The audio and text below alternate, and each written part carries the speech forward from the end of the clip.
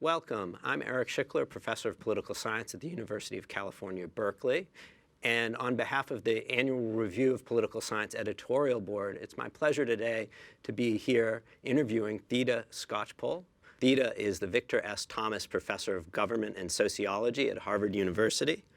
First, thank you, Theda, for... Well, thank you, Eric. It's really a pleasure to be here with you. Great, thanks. And I guess I want to start out with a little bit about your background. I know you were an undergraduate at Michigan State University, and I guess I wanted to get a sense for how that influenced your intellectual development. MUU, we called it. Michigan State University is the huge land-grant university in the state of Michigan. I grew up in Michigan. My parents were teachers, and my grandparents farmers from different parts of the state. And there was a tussle in my family. My mother wanted me to go to a small liberal arts college and study home economics, and my father was worried, who was a high school teacher, was worried how much it was going to cost to send me to any college.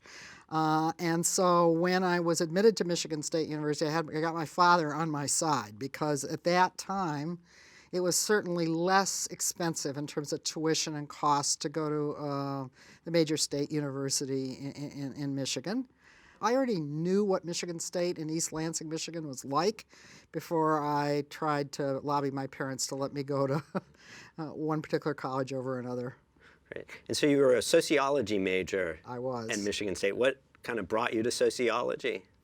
Well, I was admitted into an honors program there, which meant that from the beginning, I was part of a fairly small group of students within the tens of thousands at Michigan State Right. who were allowed to put together their own program. So I had a lot of freedom.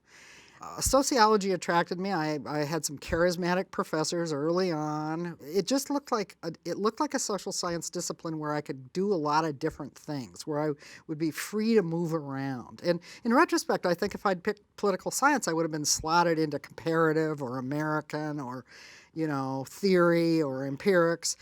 I could major in sociology but not be too tied down to any particular part of it, and I could also take classes in a lot of different disciplines, which I did.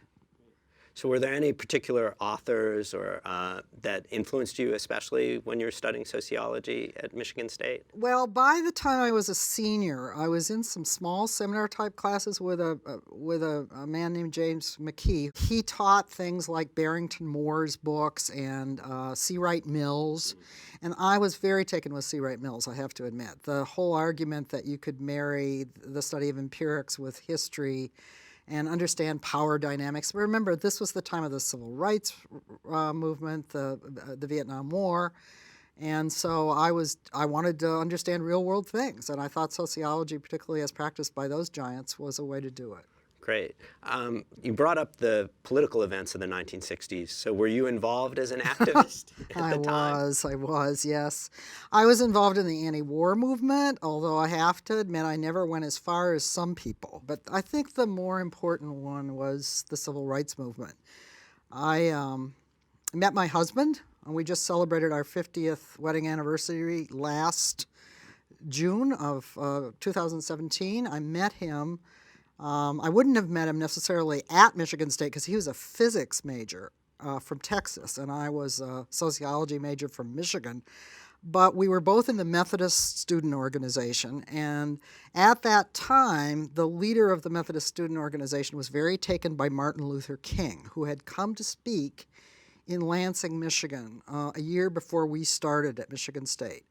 And that minister and a couple of other Methodist ministers talked themselves into the idea that it would be great to send a delegation of Michigan State undergraduates to Mississippi to participate in an education project at an all-black college in Holly Springs, Rusk College. And Bill and I were in the Methodist student group that went.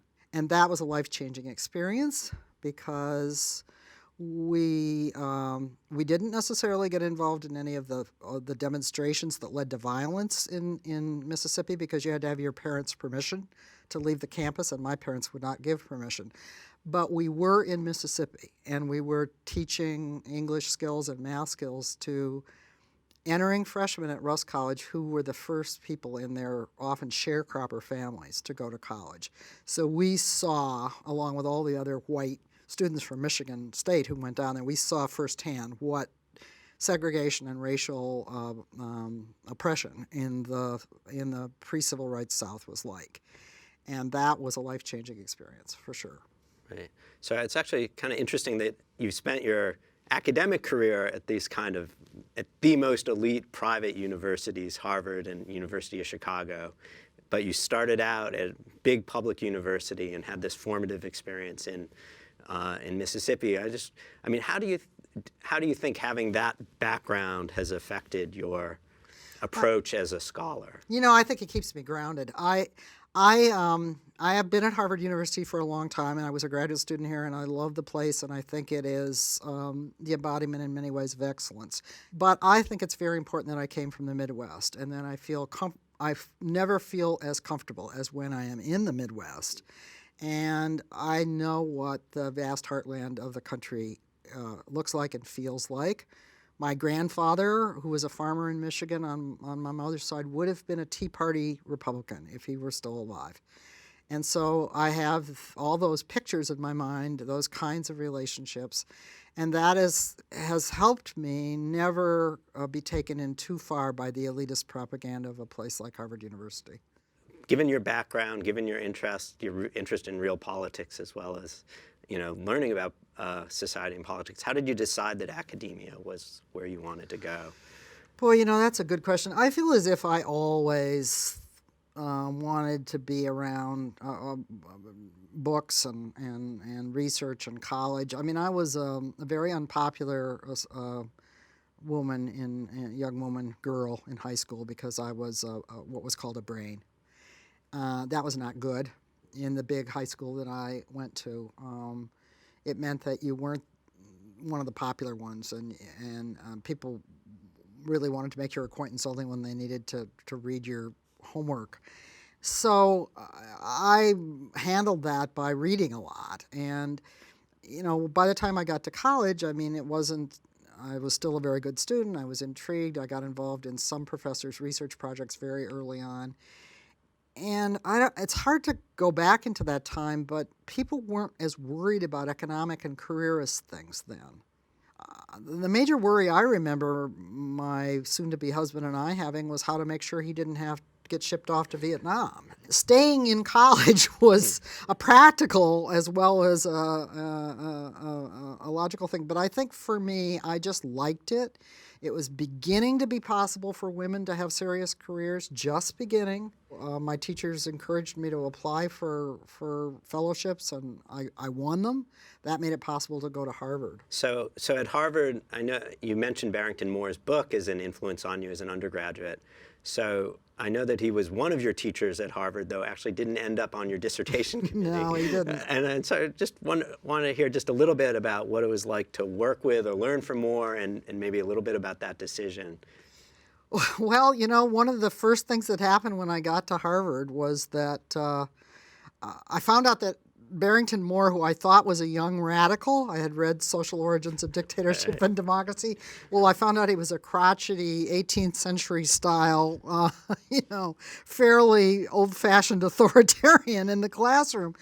But he held a competition to get into his seminar. It was a seminar on theory. So the first weekend in graduate school at Harvard, you had to write an essay to get into his seminar. And it was an essay of what are the testable propositions in the Communist Manifesto, and how would you go about testing them? And Marxism was in vogue at that point. So I wrote my essay. I got in. He ran the thing with what he called the Socratic totalitarian method, which is he would throw out a question about these readings, which were almost impossible to do. We had to read Althusser in French, for example. In French. He doesn't make sense in English, and in French it's even worse if it's your second language. So he would go around the table until somebody said what he wanted, and then he would accept that answer. Mm-hmm. But, I came back for more. After that first year, I applied for the seminar that was basically a Social Origins of Dictatorship and Democracy type seminar, and I loved that. And that's where I learned to do the kinds of things that led to my thesis and book on the revolutions. Seems hard to imagine a thesis more ambitious than the Chinese, French, and Russian revolutions. Yeah, it was actually crazy. So how did you, what was the process that led you to that project? Well, it's important for people to realize that at that time, sociology was just a very exciting discipline. I was a sociologist. I wasn't a political scientist at that time. And I always thought of myself as studying politics and social movements, among other things. But I was a sociologist in my PhD program. And there you had Seymour Martin Lipset, you had Daniel Bell, you had Talcott Parsons, who died just as I was a young graduate student, but still, he was there and his mark was on the department. So these were sociologists who thought big and who wrote big. And to some degree, they encouraged that, or at least allowed it, in some of their graduate students. And I wrote a paper about revolutions.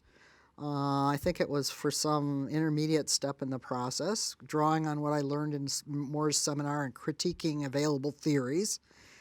And Daniel Bell read the paper, and I can remember very clearly sitting there in his office, and he said, well, this is a thesis in the best sense of the word. Why don't you do that? Now, I kind of glommed onto that. I think I was a stubborn person, and I thought, yep, I've got an insight here about how revolutions work, that it's different from the theories that are out there. And so I launched into it.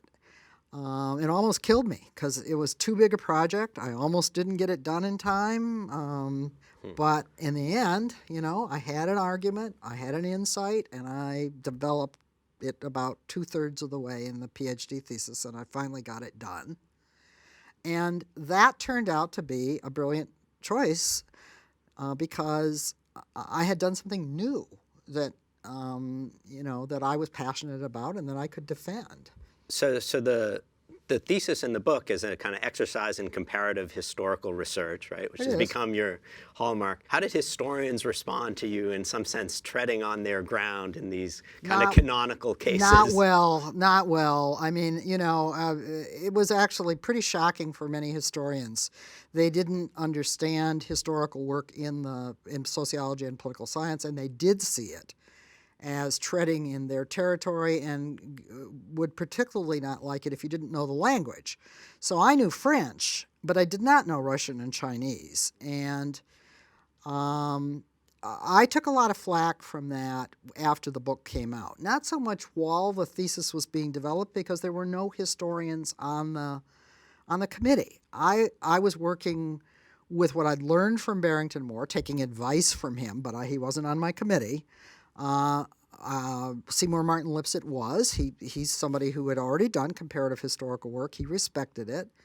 And they understood that I was using historians' work to systematically develop and test hypotheses at a secondary level. After the book came out, though, it took a lot of pot shots from historians in every field, and I think the turning point was at Berkeley, actually.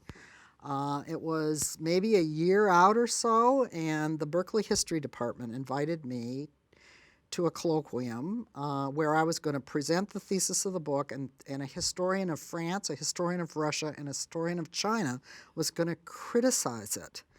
And that happened, and it was a packed room. I don't remember where the room was, but I know there were hundreds of people there, lots of historians.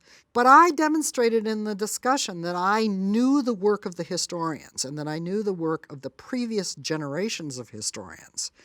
And I came out of that with their respect, not necessarily with,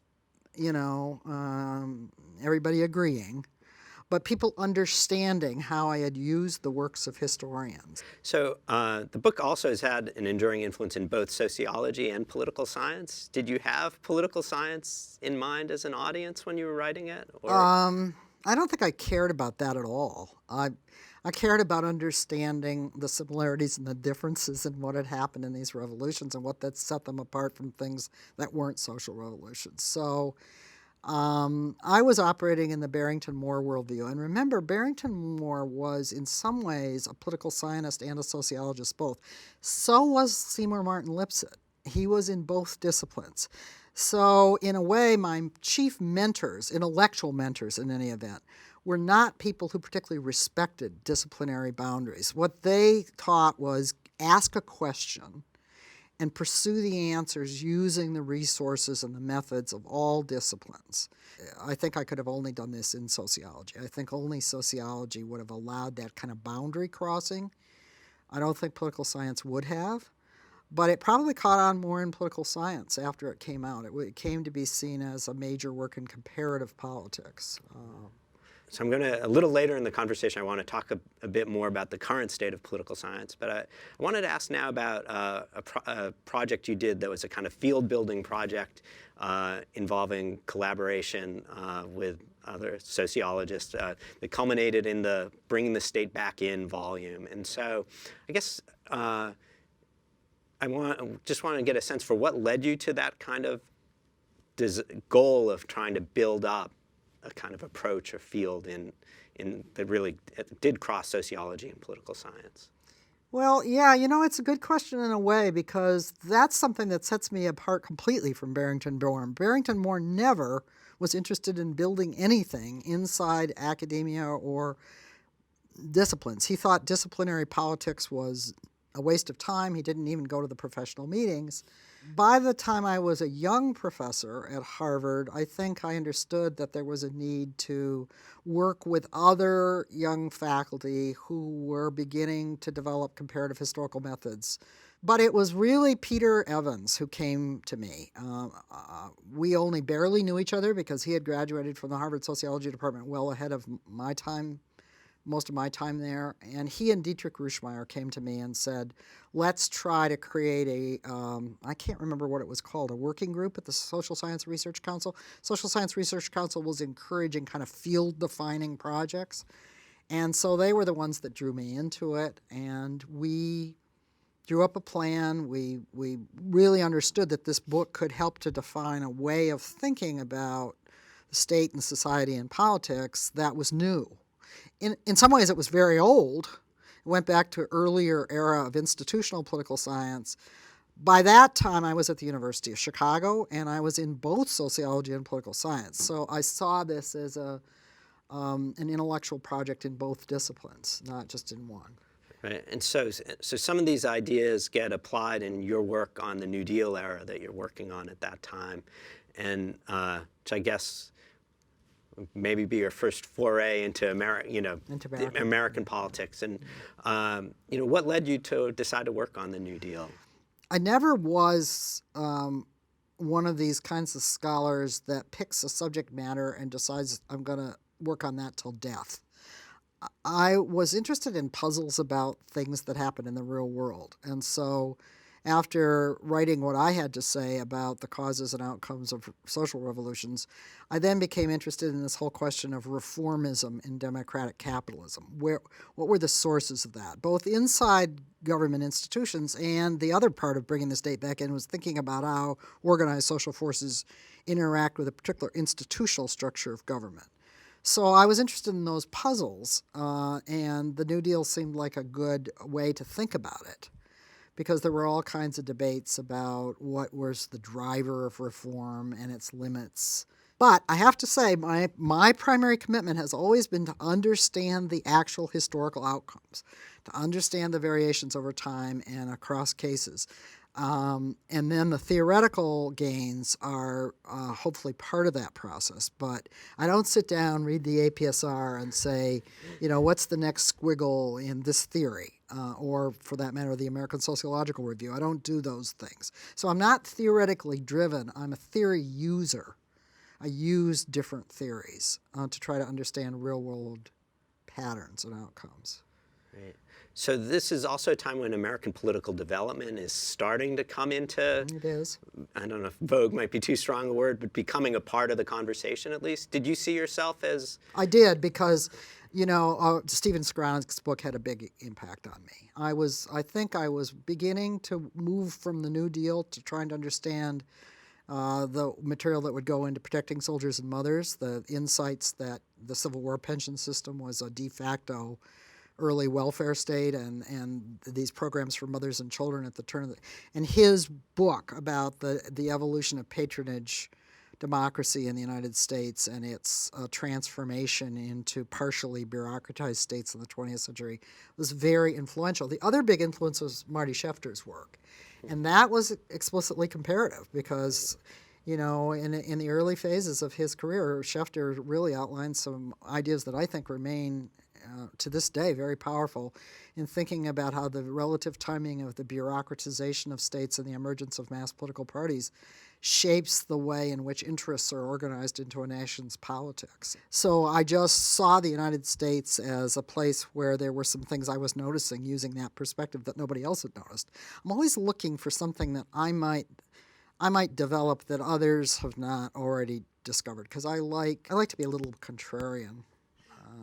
So one, I think it's fair to say, contrarian aspect of that book is this idea that Civil War pensions were a form of social policy. You bet. And so how did you make that discovery?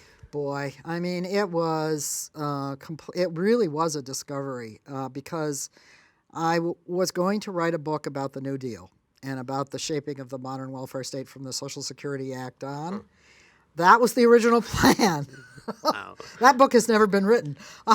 I thought, well, maybe if you're a historical institutionalist, which is how I was thinking of myself by then because I was in political science rather than in political sociology, I thought maybe you better go back and look at the earlier period. And I thought of it mainly in terms of things that hadn't happened in the progressive era, the attempts to create an early social insurance system that were very important. But I was reading one particular book. I remember this very clearly.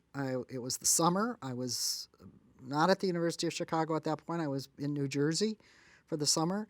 And I read Isaac Max Rubino's Social Insurance book, which was a brilliant comparative study of early social insurance and social spending and welfare systems, dated 1913, I believe. And I'm reading the book, and he says, the United States is spending more and covering more people than any other country. I thought, what can this man be saying? How can he be saying that at a time when we all know the United States was lagging and doing nothing? So I read the chapter, and he was talking about Civil War pensions. He was talking about the amount of spending, the proportion of the population covered, the generosity of the old age benefits and disability benefits compared to Germany and England at the time. And I thought, wow. And that just noticing that set me off on an investigation into what these were. And then I started asking why. How could this happen? And that's where I could marry it to some of the insights that were coming from Skowronek's work and Schefter's work about how patronage politics worked, and particularly about the impact of the Civil War on American state building, which I actually don't think Skowronek says enough about. But that's the Tilly influence, once again, that comes out of my comparative politics, understanding that war is a major driver of state formation. And so if you're going to believe that, then you have to ask, well, what wars has America fought? And it turns out that the biggest one was about itself. So one of the other things that book's noted for, I think, is this shift or apparent shift to a polity-focused approach. How big a shift was that, actually? Do you feel like in some ways your earlier work already had that, or is it? Yeah, I did. I mean, because if you go back to bringing the state back in, we talked not just about state autonomy, but about how the institutions of a political system can shape the ways in which political alliances form and the ways in which social groups understand their interests. And we called that the Tocquevillian side of things rather than the Weberian or the Otto Hinze side. I felt a new term was needed. And I'm kind of wary about terms. I don't care that much about, I'm not a discourse analyst, but it was clear at that point that people were taking state-centered as meaning state is the only actor.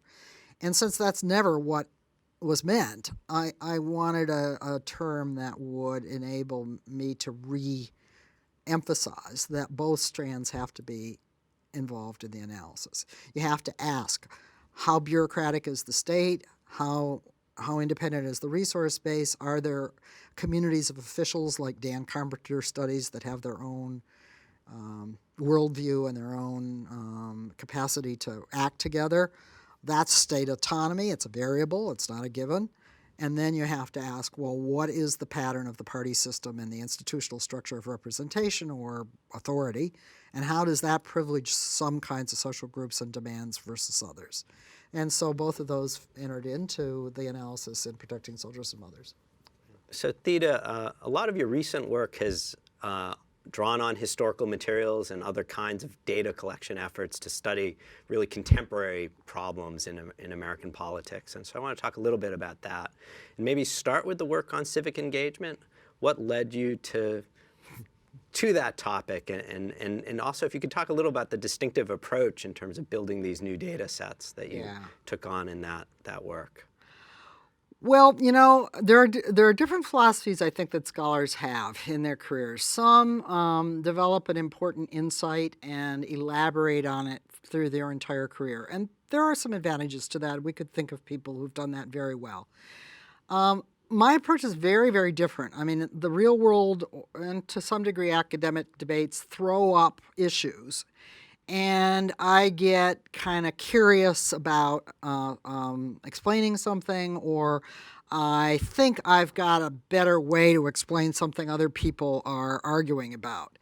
And I try to move on to a new substantive question about new changes in history, new ways in which government, politics, and society interact. Those are all there, but a new one. To explore the next set of questions. So sometimes people say, how do you get from revolutions to studying voluntary groups in American history? Well, they're all puzzles about how organized political action unfolds and to what end and what shapes it. So in the case of the civic engagement work, it was really the birth of the whole social capital debate that my colleague Bob Putnam launched. I mean, he's the sociologist in the pair. I'm the political scientist, even though he started in political science and I started in sociology. We're good friends and we work on a lot of the same things, but he was launching the whole social capital thing, and he was treating it mainly in terms of individual attitudes and local social networks. And I was coming off the work on Protecting Soldiers and Mothers. And I was aware from that work that from the 19th century on, there were vast voluntary associations in the field in the United States. By vast, I mean millions of people across the whole country, hundreds of thousands to millions, operating organizationally at the national, state, and local level. I knew that because I'd studied the veterans organizations like the Grand Army of the Republic and the women's groups like the Women's Christian Temperance Union and the National Congress of Mothers that became the PTA. So while he was introducing the idea that it was kind of all local and interpersonal and suggesting an image of change in the United States where you go from the local and interpersonal to the national, I realized that that's not right.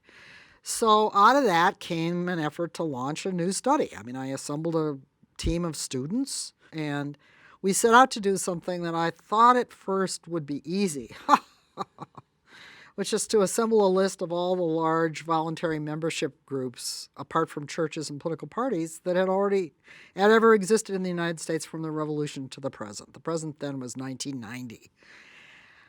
Well, there was no source for this. There was no data set. There was no way to look it up on a computer.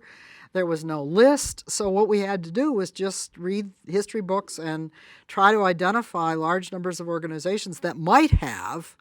We decided they had to have enrolled 1% of the adult population as members. And that took years to come up with what was ultimately a list of 58 groups. Well, that was just an absolutely fascinating project, I have to say. It took detective work, it took ingenuity, it took me into one of my great hobbies, which is going through antique malls looking for old reports. We met old men and women maintaining archives of groups that were on their deathbed. We just had a great time, and it generated an amazing set of data that are about organizations, not about individuals.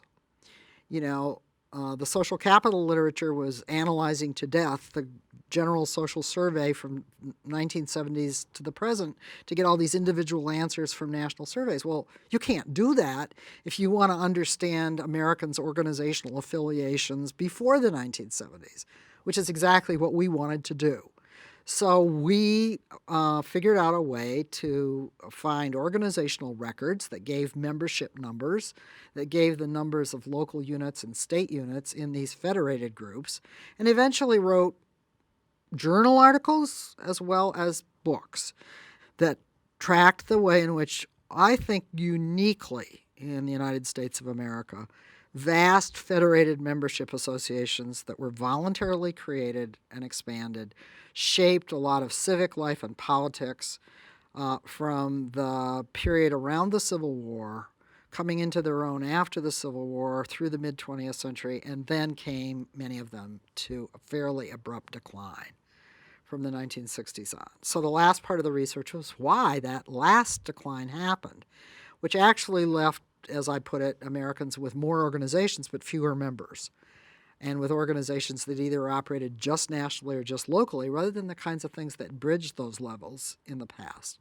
That project was historical curiosity and really using every conceivable method we could use, we, the students and I, to find the data sources and to code them systematically.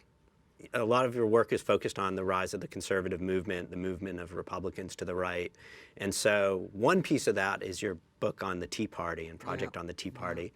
And among other things, that involved field work, which is it's a brand new method for me. And not just field work, but field work of a Harvard professor with all the assumptions that go with that, and Tea Party conservatives. So talk a little bit about that experience, how you were able to get access to these individuals and gain enough trust to do this kind of research, and what you learned from it.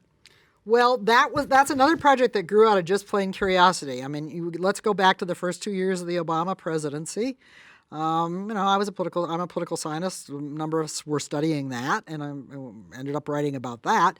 But there was also this Tea Party thing that emerged, and it was pretty obviously a big deal because it was involving a lot of people dressing up in colonial costumes and going out to demonstrations, and it was affecting Republicans. It was obviously causing them to just say no to Obama, to unleash many of the forces that have now come to fruition 8 years later. Well, both Vanessa Williamson, who at that time was a graduate student in government at Harvard, and I were curious about it. And I want to underline the word curious. We really didn't know what this thing was. And we spent absolutely no time on definitional arguments. I mean, a lot of other people were saying, well, is it a social movement, or is it an astroturf movement where rich people are just creating something for show? And we just brushed all that aside and decided we're going to use every empirical method known to political science as quickly as we can. But then we realized you got to do more than that. So Vanessa actually had gotten to know the Tea Party leader in eastern Massachusetts and had attended some meetings.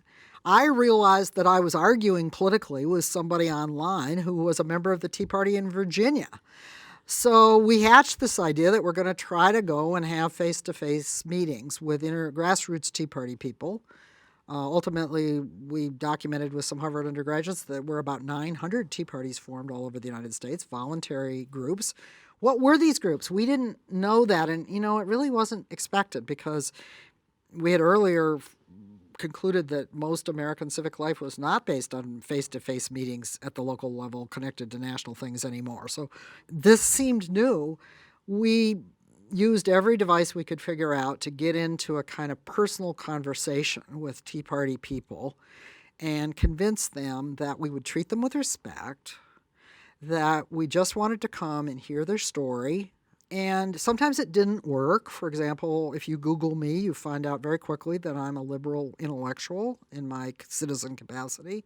But I had relationships that I cultivated in Virginia, mostly by just convincing people that there was a difference between research and politics, that we were learning. I remember telling the guy I was arguing with, we're learning from the Massachusetts Tea Partiers, but we know we need to talk to Tea Party people in another part of the country. And he writes back and he says, well, those are a bunch of rhinos, which is their term for, and he talked his local Tea Party into letting us come down there by saying that they're liberals, but they're not so bad. I think the lesson I learned from that, apart from the fact that you can just learn so much from talking to political actors, non-elite political actors, face to face, because they'll tell you their story. They told us how they got to know the Tea Party, how they formed local groups. These are structural questions, but we just said, tell us how you heard about the Tea Party. We're impressed that you're active, which is true, didn't lie. Tell us how that happened. And that is a lesson that I now teach many of my undergraduate students who are going out and doing field work. Don't be afraid. You may be able to talk to conservative people as long as you can get into a situation where they don't think you're trying to lord it over them and you're prepared to listen. I think a lot of times people in academia assume that everybody out there is going to hate us no matter what. It's a little bit a matter of treating them like they're adults and explaining the distinction that you make, and then some will accept that and some won't. But that's no different from any realm of life, right? Right. So if it's possible to have a more controversial subject to study than the Tea Party, it might be the Koch brothers. The Koch Network. And I haven't talked to the Koch brothers. I don't think they would. So here you're trying to study a kind of a network of a consortium of super wealthy donors where it seems like what they thrive on most is secrecy. Yeah. So how do you go about trying to study that and getting leverage on that? Well, and once again, put together a research group, and in this case, we realized there was a lot of muckraking journalism out there, and if you simply went through all the journalistic sources left and right and put together databases on what they claimed, a lot of times journalists are pretty creative at ferreting things out. In the case of the Koch seminars, these are these right-wing millionaires and billionaires that have built up an entire network that's captured the Republican Party. It's economic policies anyway. It's tax policies. I mean, the things that just passed in the first year of the Trump presidency are Koch dreams. I mean, the dismantling of the Environmental Protection Agency. These are the privatization of public education. All of these are things that these organized millionaires and billionaires on the right have been preparing to get Congress and state legislatures to do for a long time. Once again, the principle is organizational analysis. Everybody else out there is saying it's a question of money. Money matters in politics, but how money is spent matters more. So we don't have perfect data on how much money each millionaire or billionaire is giving to either the right or the left. It's just not there, and it's never going to be. But what we could do was to discover the organizations that are part of the Koch universe. It channels money to other organizations, and the liberal millionaires and billionaires in the Democracy Alliance channel money to other organizations. So we build up databases of those organizations. We look at their budgets, and we look at the people who are leading them, and then we figure out where did those people come from and where are they going to. So let me give you an example. One of the issues about the Koch network is that the Koch brothers themselves, Charles and David, didn't like Donald Trump. So they did not endorse him for president. And, for some people, that's evidence that there's a split. Well, funny thing is, once Donald Trump won the presidency, which nobody really thought he was going to, the Koch network had lots of people to offer to be installed in his administration, and he didn't have his own, so he took them. And because we had studied the building up of those organizations and the careers of people, we knew exactly who he was plugging in and what they were bringing with them. You can't hide the people. And even something as simple as the Wayback Machine on the internet or LinkedIn biographies will give you data on the movement of people. And that's in some ways even better than the movement of money. So you mentioned Donald Trump, and hard not to mention Donald Trump. Could you talk a little bit about your current research on Trump voters?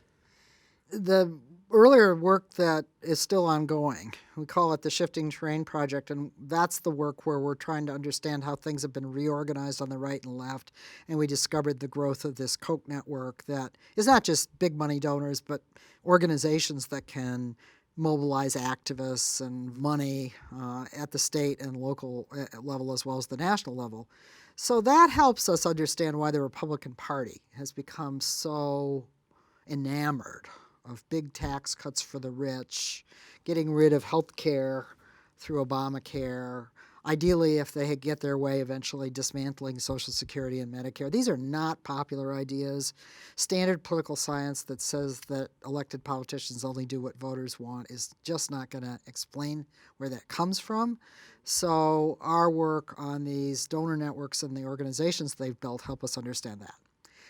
But along comes Donald Trump in 2016, and that threw up yet another challenge that has to be understood because, all right, he really was not endorsed by the Koch Network. Charles and David Koch didn't like him. They didn't think he was going to win. Hardly anybody thought he was going to win. We can draw on the earlier work to understand a lot of what happens after Trump becomes elected and becomes president, but it still doesn't really help us understand what's going on at the local level in the way that the Tea Party work helped 8 years ago. So after the election was over, it was really just days after, 3 professors here at Harvard, Mary Waters in the sociology department, somebody I teach with, she studies immigration, Kathy Swartz, who's an economist, and me with this history of studying these social movements and civic groups and organizations in politics. We decided that we would once again kind of go out there and find out what's going on. And we dreamed up this idea of taking 2 counties apiece in Pennsylvania, North Carolina, Ohio, and Wisconsin that voted for Trump and getting to know them very well over a 2 to 4 year period. In some ways, it's similar to the Tea Party work, but it's broader because the idea was to go into these counties. We literally travel to them. We're not so much talking to voters. We can't conduct surveys. What we're doing instead is talking to the key leaders of local institutions and groups. So newspaper editors, the business leaders and top employers, the leaders of the healthcare system, because healthcare is important in all these counties. The idea is to see how the debates in Washington and the Trump presidency play down on the ground and how that changes over time. To my surprise, there turned out to be anti-Trump resistance movements, grassroots movements like the Tea Party, but on the center left, organized in all of these counties, even though they're quite conservative places in some cases. So it's fascinating work, and in a way, for me, it allows me to put together what's happening on the ground with the more national study of the organizations changing on the left and right nationally.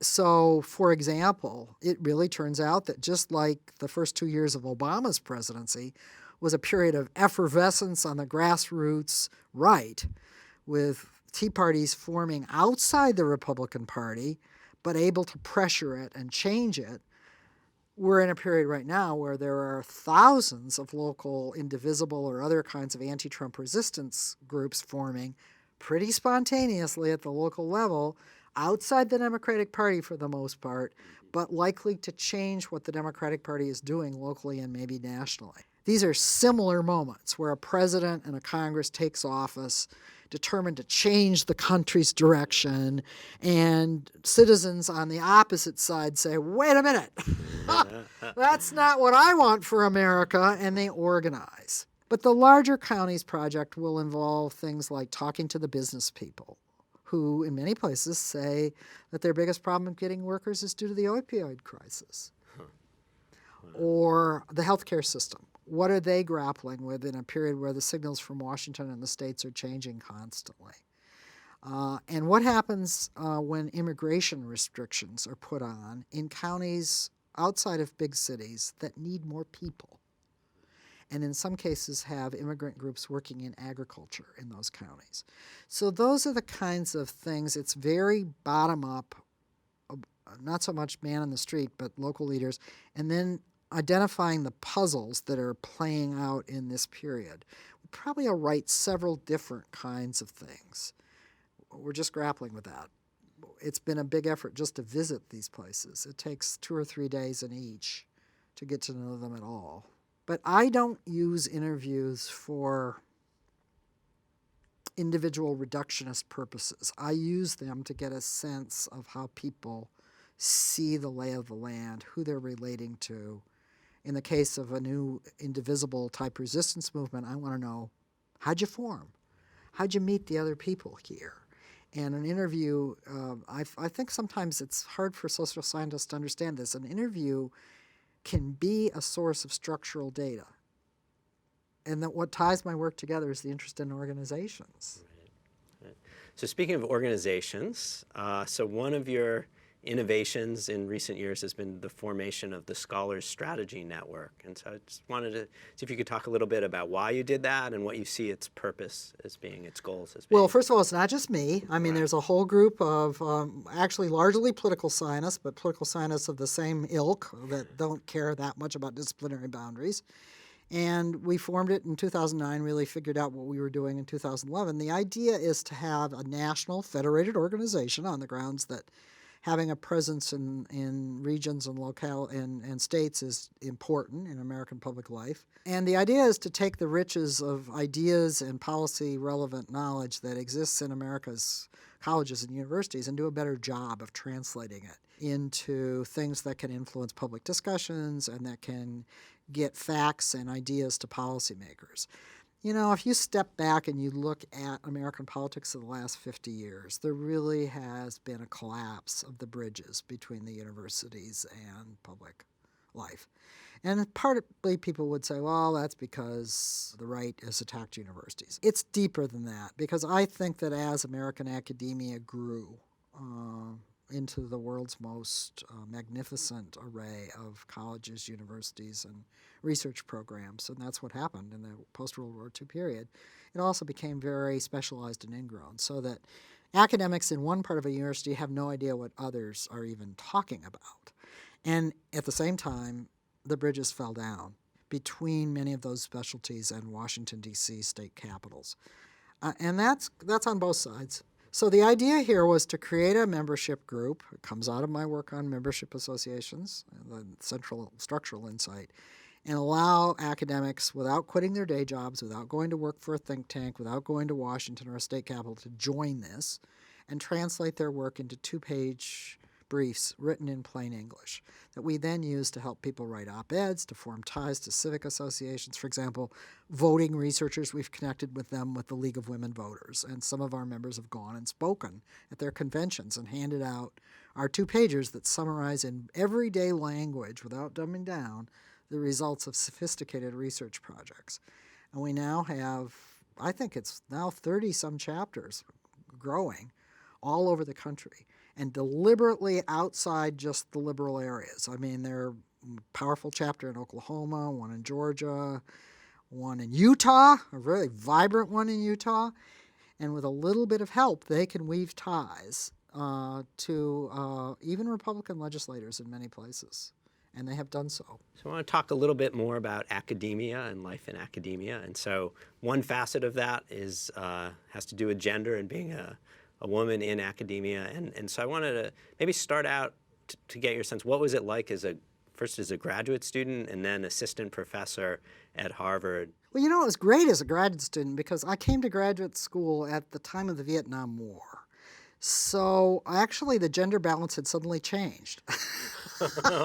Suddenly, at least in the sociology department, I think I arrived just at the time they stopped counting graduate study for a deferment, and so it was 40% female. Ultimately, some of us went back and did a study for the Harvard sociology department and discovered that women had always been in the PhD program. They just hadn't gotten jobs after they were finished. It was exciting because women were newly assertive. There was the feminist movement, which, you know, we were holding these meetings, engaging in gripes, and then doing things about it. And suddenly departments were deciding they needed to hire a woman. Usually it was a woman. That's how I got hired as an assistant professor. So it was a moment where everything seemed possible. Everybody got over that pretty fast, though, because I would say that by the time my generation of the first feminist generation, modern feminist generation, was into jobs, which was an achievement in and of itself, it became obvious that it was not going to be easy to move up. And it wasn't easy for me. I ended up being turned down for tenure at Harvard at a time when, admittedly, it was hard for rising assistant professors to get tenure, associate professors, as I was. But I had just written a book that had won the top award in the field. I was being offered jobs in all the leading departments, and I was voted down in a tie vote in my department. And I reacted to that by filing the first grievance that had been filed inside Harvard University about gender discrimination. And so that grievance, my understanding is, it took quite some time to be resolved. A very long time to be resolved, yeah. But how did that but eventually it was reversed, and you can't, after being at Chicago for a period, you came back to Harvard.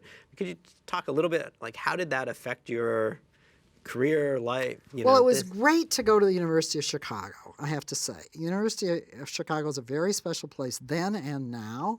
It is a great university, of course, we all know that, but it's a university that doesn't really respect disciplinary boundaries very much.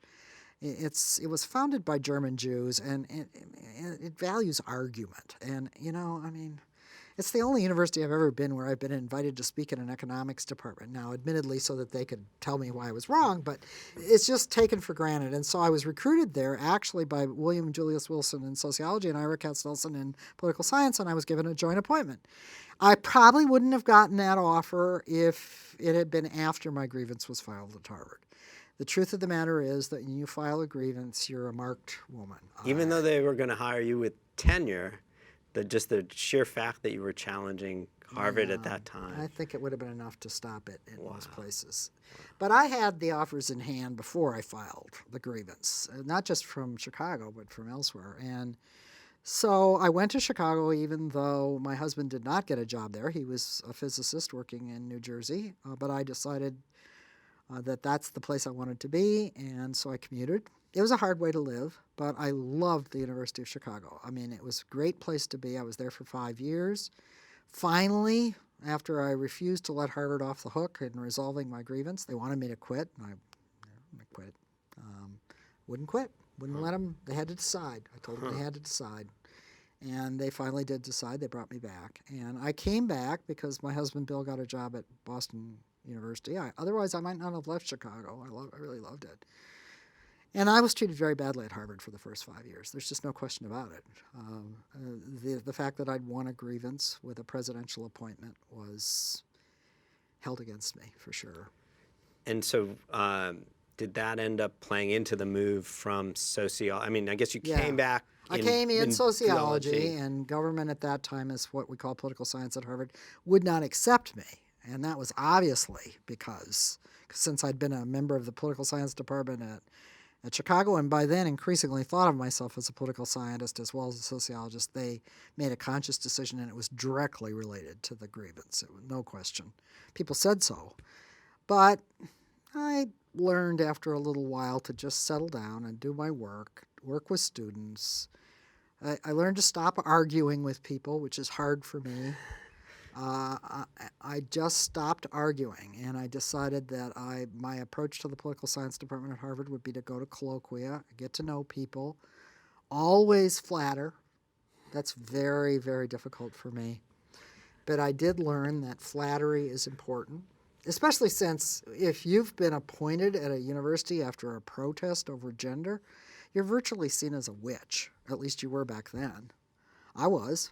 I was blamed for things that I didn't even know about. So it was definitely a witchcraft type thing. And so I finally realized, I just calmed down, and I realized, look, if you're going to make your way here, you have to work with students, which is my great pleasure. It always has been. Do your scholarship so that those who are hoping you'll never do anything good again. I was working on, protecting soldiers and mothers. It took a long time, but it ended up being a magnificent accomplishment when it was finally finished. And you need to just go to things. I got elected to the faculty council. That was outside sociology. I went to political science colloquia, and I just smiled at people and cooperated and established a reputation as a constructive person. And so that meant that eventually, when Protecting Soldiers and Mothers came out and won the top award in political science, my supporters in the department, who were always there, brought it up for a vote, I think the third time, and it passed. And so I more or less moved into the government department, where I've been quite happily ever since. And by now, it's all over. It took 15 years, but it's all fine. And people who were very angry at me in the past are no longer angry. I have good relationships with just about everyone involved in this drama who's still with us. And I think my time at Harvard has been good overall after a bad stretch. So how do you think, for women now in academia, say assistant professors or advanced graduate students, I guess, how much of this history, what lessons should they take from this history in thinking about their own challenges and situation? Well, it is different now. I mean, there are many more women in academia now, certainly in political science. I mean, I can remember attending political science meetings where it was all guys in suits. I mean, it just was. And long after it was in sociology. But now I think these disciplines are much more diverse. I'm not saying they're in any perfect place because we know that's not true. I think my generation of women who were high achievers, who were denied things and fought about it, were on their own in many ways. And that's kind of scary because you do dumb things when you're on your own. I definitely did at times when I was scared. So I don't think you have to be scared now. You can network with others. Then my broader lesson is really for all graduate students, regardless of gender, race, or anything else. Make sure you pick a project for your PhD thesis and in your graduate studies that you really care about. And don't let people tell you you have to do X to get a job or to get anything. First of all, it's not true. There are older people who are telling you about the world they came out of, not the one you're headed into. You will be well served if you figure out the answers to a puzzle that you think is important and can convey that. That's what I did with my thesis. And was it dangerous? Yes, it was. But it would have been even more dangerous to do something I was bored to tears about.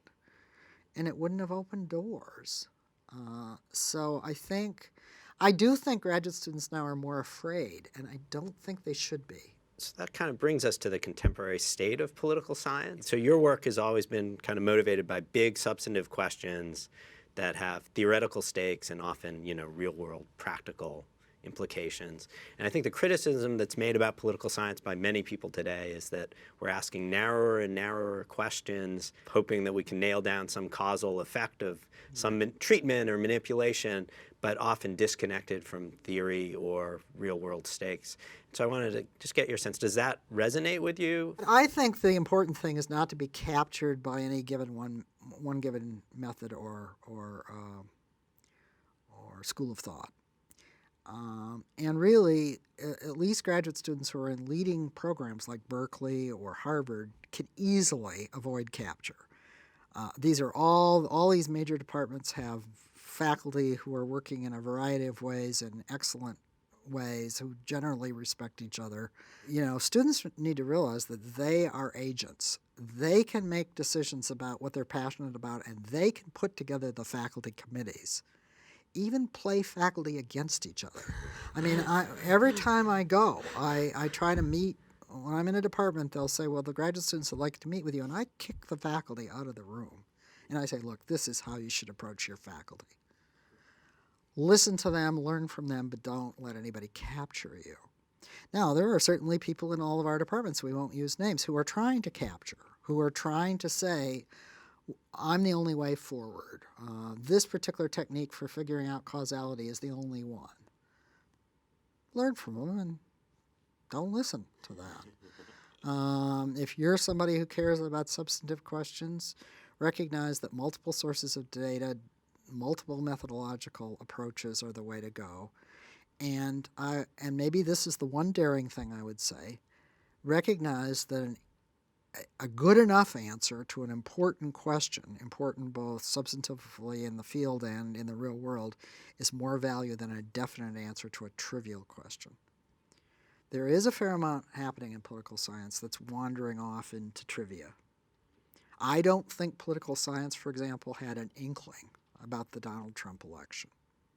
I think the book that Vanessa Williamson and I wrote about the Tea Party offered more insight into the populist nativist sources of his support than all of the number crunching models, all of which predicted that he would not. And I'm not saying I predicted he would win. I did not. But the truth is, I never said he wouldn't win. I never did, because our research that grew out of that study of multi-method study of the Tea Party had made me aware of the depth of popular anger on nativist grounds. So I think the last question I want to ask you about is, when we were talking before, you sort of mentioned your American identity or love of America and traveling around America. And I guess it's sort of unusual for a quote unquote elite academic to express that sentiment. It is. It is indeed. I guess I just wanted you to maybe reflect how that identity or that attachment, how that kind of affects your life as an academic, or how we should think about that in relation to to your work and career. Well, I'm definitely not a citizen of the world. I would not say that. Of course, I enjoy international travel and do a fair amount of it, but I guess it's my age, it's my fascination and love for American history, my sense that this is one of the most special countries, has been one of the most special countries in world history, because of our ability to weave together people from all over the world. I mean, it's a cosmopolitan way of understanding America. And that's why I don't sleep through the night very well in the Trump era, because I feel that I agree with the point that many have made, that what America is at stake in this period. And I have a lot of faith in most Americans, including some who voted for Donald Trump, that's not really what they want for the future of this country. I think this is a wonderful country. I hope it makes it through a rough patch and is able to renew the vitality of a immigrant-receiving country, innovative, with, at least historically, an ability to marry individual initiative and social responsibility. We just need to find a new way to do that in a different world. I am unabashedly an American patriot. There's just no question about it. Great. Well, thank you, Theda, so much for this tremendous conversation. Thank you.